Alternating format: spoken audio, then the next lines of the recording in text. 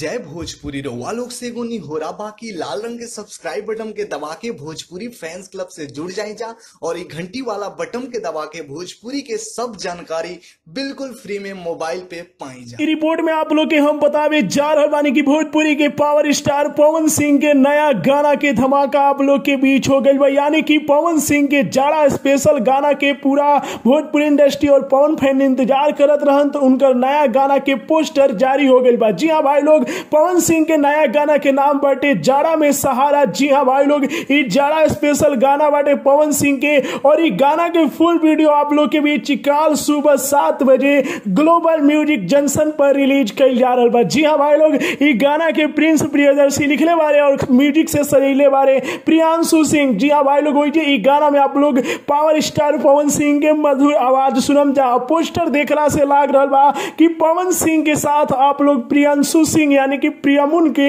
देखम जा अभिनेत्री के रूप में। जी हाँ भाई लोग, तो पवन सिंह के जाड़ा स्पेशल गाना कल आप लोग के बीच आ रहा बा सुबह के 7 बजे। तो आप लोग के पवन सिंह के नया गाना के पोस्टर कैसा लागल और कितना बेसब्री से ये गाना के फुल वीडियो के इंतजार कर रहे बन जा, अपन राय कमेंट में बताई जाए। वीडियो के लाइक करी जा, शेयर करी जा। जय भोज।